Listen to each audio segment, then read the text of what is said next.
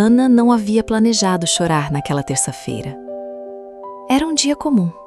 Trabalho pela manhã, reunião depois do almoço, a lista de coisas que nunca diminui completamente, não importa o quanto você faça. Maio havia chegado com aquele peso silencioso que ela já conhecia.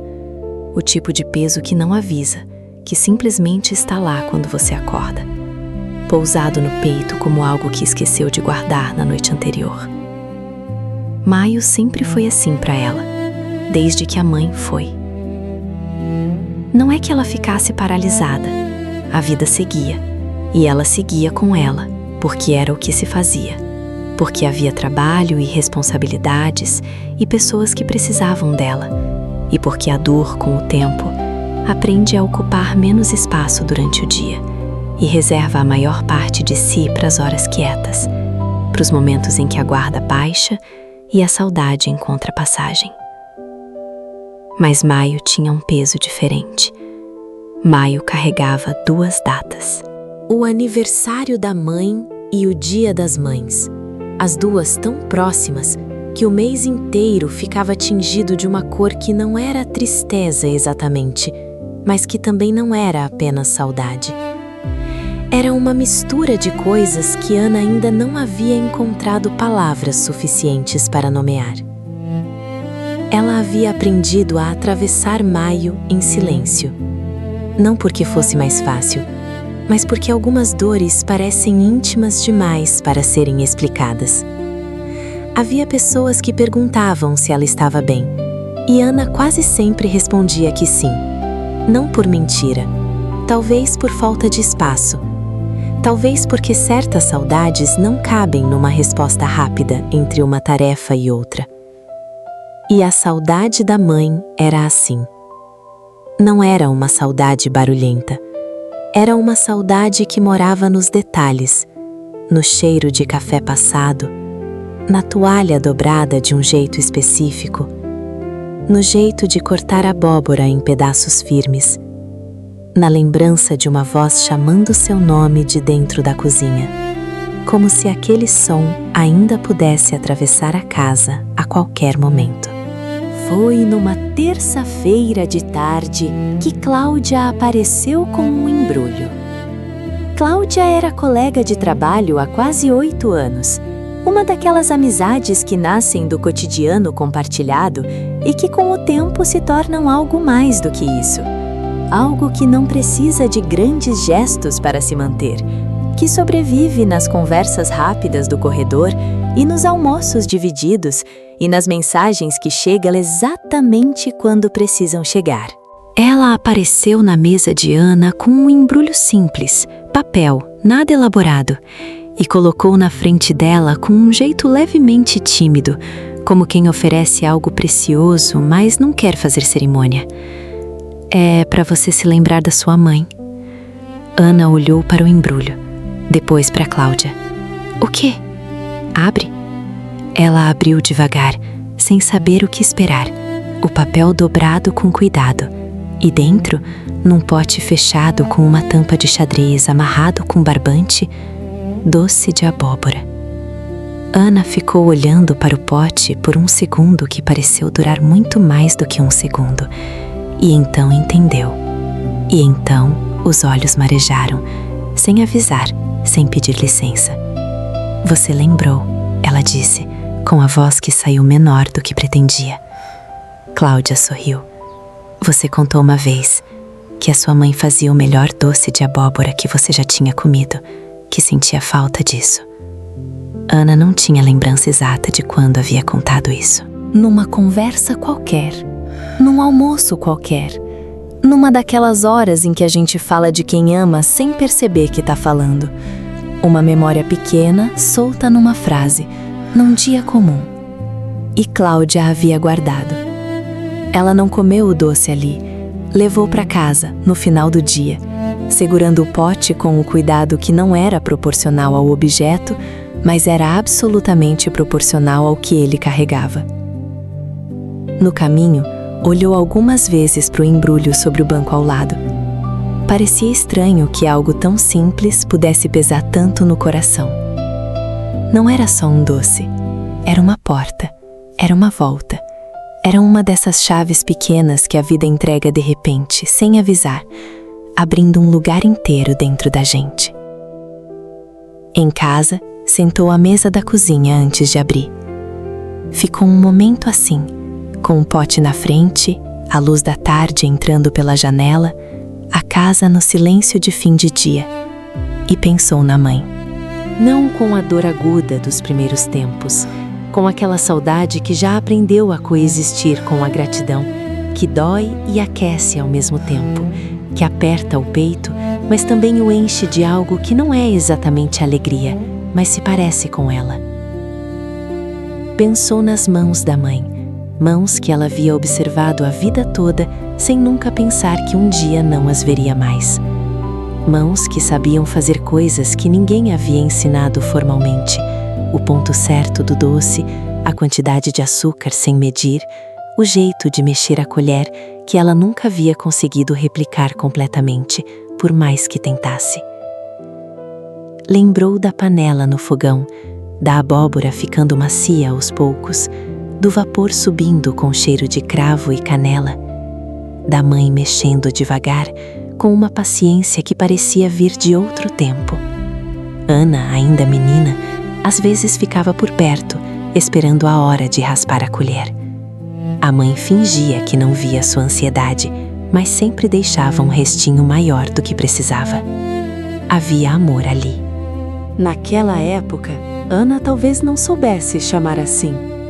Criança recebe amor como quem recebe luz entrando pela janela, sem perguntar de onde vem, apenas vivendo dentro dela. Só depois, quando a ausência chega, é que a gente percebe quantas formas o amor tinha antes de virar lembrança. Ana havia tentado fazer o doce algumas vezes depois. O doce saía bom, mas não era o mesmo. Nunca era exatamente o mesmo. Porque o que tornava o doce da mãe inigualável não estava na receita. Estava nas mãos que o faziam. Ela abriu o pote. O cheiro chegou primeiro. Aquele cheiro inconfundível de abóbora cozida com cravo e canela, adocicado e quente, que de alguma forma sempre soube cheirar a segurança, a casa, a lugar onde você pode chegar como é e ser recebida sem precisar se explicar. Ana fechou os olhos por um momento. E por um instante, breve, inesperado, inexplicável da forma como só as coisas verdadeiras são inexplicáveis, sentiu a presença da mãe. Não como visão, não como voz. Como sensação. Como quando você entra num quarto onde alguém que ama acabou de estar e o ar ainda guarda algo daquela pessoa. Um calor, uma leveza, uma certeza tranquila de que o amor não desaparece só porque o corpo vai. Ela ficou assim por alguns minutos, com os olhos fechados, com o cheiro do doce no ar, com a mãe mais perto do que havia estado em muito tempo. Depois pegou uma colher pequena. A primeira colherada foi quase uma oração, não por ser igual, talvez nem fosse, mas porque tocou o mesmo lugar, aquele lugar onde as memórias não precisam ser perfeitas para serem verdadeiras, onde um sabor não devolve a pessoa, mas devolve o caminho até ela. Ana chorou, não um choro desesperado, um choro baixo, manso, daqueles que não pedem socorro, um choro de reconhecimento, como se o coração dissesse: eu ainda sinto, eu ainda lembro, eu ainda amo. Depois, não sabia dizer quanto tempo depois, ela foi até a gaveta onde guardava um caderno velho e escreveu, porque havia coisas que precisavam ser ditas, mesmo que só para ela mesma. Hoje entendi que a saudade não é só falta, é também prova. Prova de que o amor foi real e grande o suficiente para continuar existindo depois que a pessoa vai.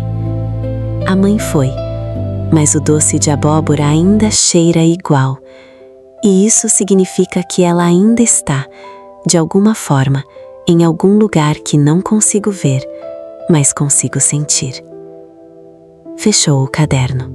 Ficou sentada por mais um tempo. Pensou em Cláudia, em como ela havia guardado uma memória pequena, solpa numa conversa ordinária, e a havia transformado num gesto que chegou no momento exato em que era mais necessário. Sem saber, sem planejar, simplesmente porque havia prestado atenção. O tipo de atenção que é, em si mesma, uma forma de amor. E pensou em como o amor da mãe havia chegado até ela através das mãos de outra pessoa. Como se o amor verdadeiro não precisasse de um único caminho. Como se ele encontrasse sempre uma forma de chegar. Naquela noite, Ana ligou para Cláudia. Obrigada, ela disse. Você não tem ideia do que fez hoje. Cláudia ficou quieta por um segundo. Fico feliz que tenha chegado bem. Chegou. Ana fez uma pausa. Você sabe que guardou uma coisa que eu havia dito, sem nem perceber que estava dizendo?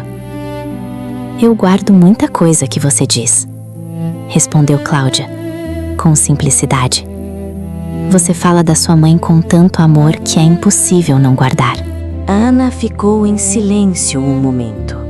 Pensou em quantas vezes havia falado da mãe sem perceber, em quantas histórias, em quantas memórias, em quantos sabores e cheiros e gestos pequenos havia carregado dentro de si e deixado escapar em conversas, em frases soltas, em sorrisos que vinham do lugar onde a mãe ainda vivia. A mãe estava nela, o tempo todo, em cada palavra que dizia, em cada afeto que oferecia, em cada vez que ela prestava atenção nas pessoas de um jeito que a fazia lembrar dela. Ela havia aprendido o amor com a mãe, e esse amor havia ficado, não guardado numa gaveta, não preservado com cuidado para não estragar, mas vivo, circulando, passando de mão em mão, sem que ninguém precisasse saber de onde havia vindo. O pote de doce durou 4 dias.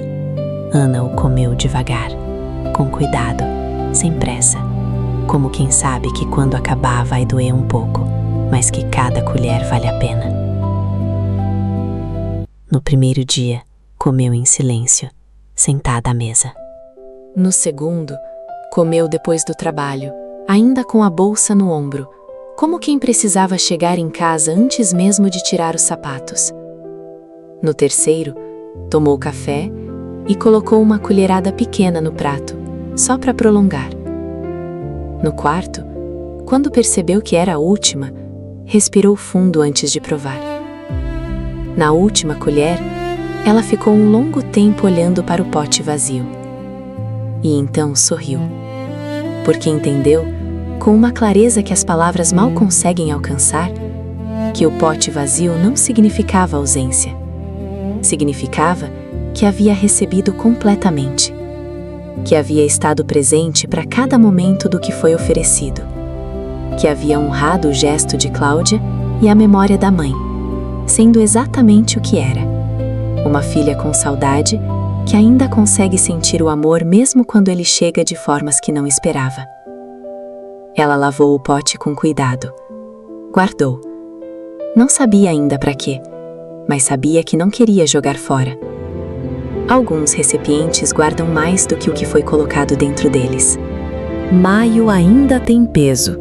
Provavelmente sempre terá.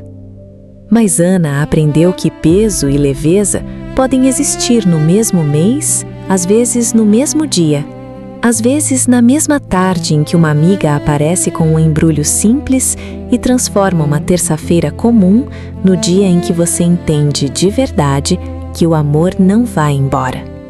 Ele vira doce de abóbora numa tarde de semana. Ele vira uma amiga que guarda o que você disse sem saber que estava dizendo. Ele vira a saudade que dói, mas também aquece. Ele vira a presença, invisível, inegável, real da única forma que importa. E talvez seja isso que ninguém nos ensina sobre perder alguém que amamos. A pessoa vai de um jeito que parte o coração, mas o amor fica procurando frestas para continuar entrando.